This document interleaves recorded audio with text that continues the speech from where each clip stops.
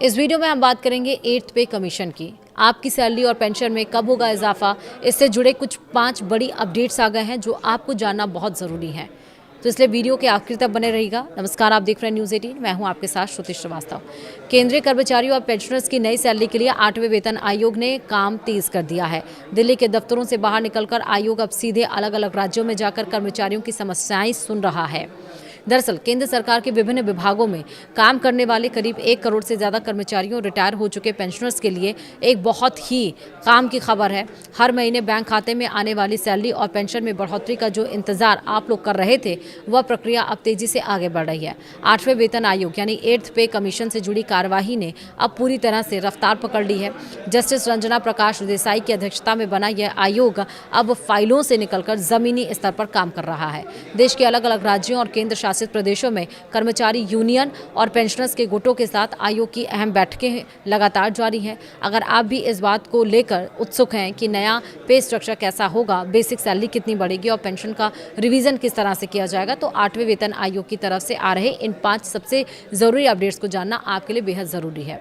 सबसे पहले तो बता दें कि वेतन आयोग का काम सिर्फ दिल्ली के दफ्तरों में बैठकर नहीं हो रहा है। फिलहाल यह आयोग अपने परामर्श और विश्लेषण वाले बेहद अहम दौरे से गुजर रहा है।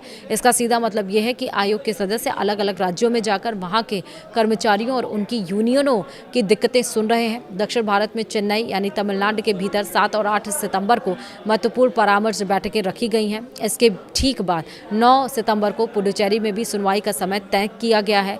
उत्तर भारत की तरफ रुख करें तो चंडीगढ़ में 16 से 18 सितंबर के बीच वहां के और आसपास के राज्यों के कर्मचारी संगठनों से आमने सामने बैठकर बातचीत होगी। वहीं राजस्थान के जयपुर में 31 अगस्त और 1 सितंबर को होने वाली बैठकों के लिए आवेदन जमा करने का काम किया जा चुका है। सैलरी का नया ढांचा तैयार करना कोई आसान काम नहीं है। इसके लिए महंगाई के सूचकांक, देश के आर्थिक हालात और अलग अलग क्षेत्रों से आ रहे वित्तीय प्रस्तावों को बारीकी से समझना होता है और इसी काम को तेजी से और वैज्ञानिक तरीके से करने के लिए आयोग ने अपने कंसल्टेंट यानी सलाहकारों की नियुक्ति से जुड़े नियमों में कुछ ज़रूरी बदलाव किए हैं।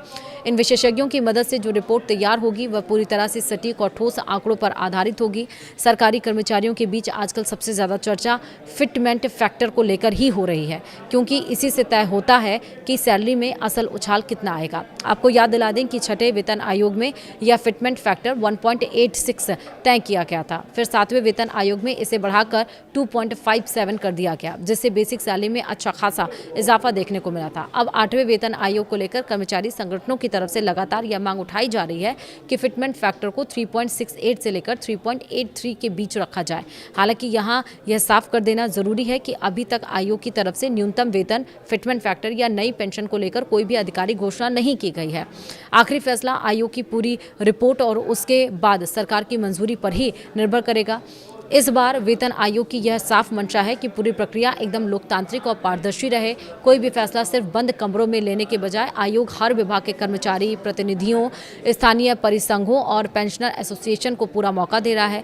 लोग अपनी समस्याएं और सुझाव लिखित रूप में या फिर बैठकों में मौखिक तौर पर सीधे आयोग के सामने उठा सकते हैं।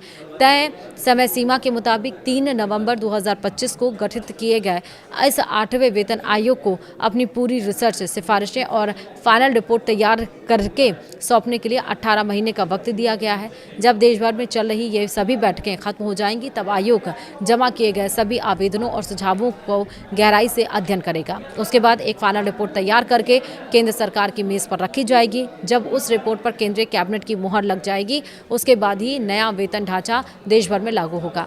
क्योंकि 8वां वेतन आयोग अभी शुरुआती बातचीत और आकलन के दौर से गुजर रहा है, इसलिए कोई भी नया फॉर्मूला अभी तक आधिकारिक रूप से पास नहीं हुआ है। ऐसे समय में अक्सर कई तरह की अफवाहें तेजी से फैलने लगती हैं। सभी कर्मचारियों और पेंशनर भोगियों को यही सलाह दी जाती है कि वे इधर उधर की बातों पर ध्यान देने के बजाय सही और पुख्ता जानकारी के लिए सिर्फ 8वें वेतन आयोग के आधिकारिक पोर्टल या वित्त मंत्रालय की तरफ से जारी होने वाले आधिकारिक बयानों पर ही भरोसा करें।